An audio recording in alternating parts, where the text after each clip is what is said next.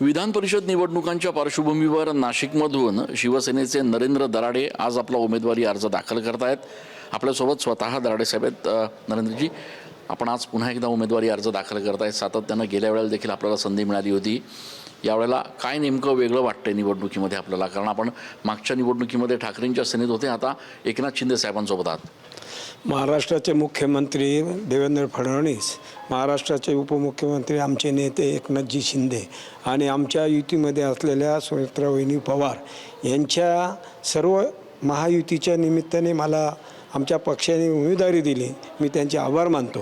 विशेषतः म्हणजे मागच्या वेळेस मी जरी उद्धव साहेबांकडे होतो, परंतु आमचे नेते एकनाथ शिंदेजी होते आणि एकनाथ शिंदेजीच्या हाताखाली काम करत असताना मी त्या एकनाथ शिंदेंच्या बरोबर आलो आणि महायुतीला जागा सुटल्यामुळं मला महायुतीने हे विधान परिषदेचं तिकीट दिलं, हे बी फॉर्म दिला। आज आपण फॉर्म भरताय आणि मी आज 11 वाजता फॉर्म भरतोय। बरं दादा, पण भाजपकडून या ठिकाणी अधिकृत जरी कोणाला सांगितलेलं नसलं तरी गणेश गीते यांनी या ठिकाणी उमेदवारी अर्ज जो आहे तो घेतलेला आहे, तो दाखल देखील केलेला आहे। कसं बघताय? येणाऱ्या दिवसांमध्ये काही चर्चा आपली होणार आहे परत सगळ्या नगरसेवकांसोबत? आमची महायुती जी ठरलेली आहे, पूर्ण महाराष्ट्रामध्ये ठरलेली आहे 16 जागेवर, त्याप्रमाणे आम्हाला आमच्या पक्षाला 4 जागा मिळाल्या आहे। बाकीच्या जागा त्यांना मिळाल्या आहे, राष्ट्रवादी आणि भाजपला। महाराष्ट्रामध्ये महायुतीच पूर्ण निवडणूक लढवणार आहे। कोण आहे कोण नाही, कोणत्या पक्षात आहे, आमचे नेते ठरवतील आणि त्यांना समजून सांगतील आणि महायुतीचा धर्म ते पण पाळतील।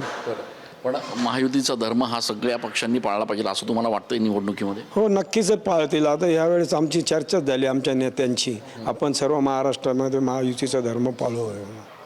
पण एकूणच या सगळ्या निवडणुकीमध्ये एक महत्त्वाचा मुद्दा हा देखील उपस्थित होतोय की या निवडणुकांमध्ये मोठ्या प्रमाणात गटबाजी होण्याची शक्यता आहे किंवा काही नगरसेवक जे नाराज आहेत, जे भाजपकडून इच्छुक होते, ज्यांना निवडणूक लढायची होती, ज्यांना कमिटमेंट दिलं होतं, ते देखील नाराज असल्याचं म्हटलं जातं। यांची समजूत कशी काढणार?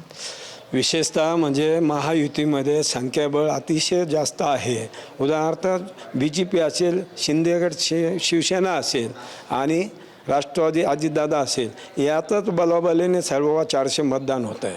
मग आघाडीला मग ते एवढे मतच नाही ना उमेदवार हे करणे इतके, त्याच्यामुळे काही प्रॉब्लेमच येणार नाही या निवडणुकीमध्ये। उलट मागच्या वेळेस तर दोघंच होतो दोघांमध्ये बालाबाल मला 413 मतं मिळाले आणि सामनेवाल्याला 211 मतं मिळाले। त्यापेक्षा ही निवडणूक सोपी आहे असं मी सांगू इच्छितो। म्हणजे गेल्या वेळेपेक्षा ही निवडणूक सोपी वाटते तुम्हाला? हो, निश्चितच सोपी वाटते, कारण कार्य बी तेवढं केलं, काम बी करतं। आमचे नेते एकनाथजी शिंदे साहेब या महाराष्ट्रामध्ये झांजळ दौरा काम करतात रात्रंदिवस। विशेषतः नाशिकमध्ये भयंकर काम केलेलं आहे, त्याच्यामुळे आमचे नगरसेवक समाधानी आहे आणि तिथले सर्व नगरसेवक एक विचाराने मला रात्री पाठिंबा दिला त्यांनी सर्वांनी। राष्ट्रवादी असेल, BJP असेल, त्याच्यामुळे सर्वांनी माझं अभिनंदन पण केलं आहे। एकनाथ शिंदे यांनी कमिटमेंट पाळलं, तुम्हाला जो शब्द दिला होता? हो, मी म्हणेल की मी माझ्या जीवनामध्ये एकनाथ शिंदे साहेबासारखा असा नेताच नाही का दिलेले शब्द पाळतो। आत्तापर्यंत पूर्ण महाराष्ट्राला माहीत होऊन गेले का दिलेले शब्द एकनाथ शिंदेजी पाळतात आणि तो पाळला। आणि त्यांनी मला सांगितलंच होतं की मी तुला विधान परिषदेचं तिकीट देईल, तुझ्या पोराला तिकीट देईल, तू काळजी करू नकोस। खूप धन्यवाद। आपण बघतोय नरेंद्र दराडे आज आपला उमेदवारी अर्ज दाखल करतायत। एकनाथ शिंदेंनी जे कमिटमेंट दिलं, जो शब्द दिला, तो त्यांनी पाळला आणि त्यामुळे आता गेल्या वेळेपेक्षा देखील ही निवडणूक सोपी असल्याचं नरेंद्र दराडे सांगतायत।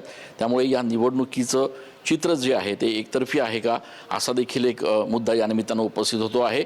या सगळ्या निवडणुकांच्या पार्श्वभूमीवर महायुतीमधल्या पक्षांमध्ये जी काय बेबनाव असेल, जी काय नाराजी असेल, ते निश्चितपणे वरिष्ठ नेते जे आहेत ते दूर करतील आणि सगळे एकमतानं या ठिकाणी मला निवडून देतील असं नरेंद्र दराडे म्हणतात। कॅमेरा पर्सन आकाश शेवलेसह मी चंदन पूजाधिकारी, TV9 मराठी।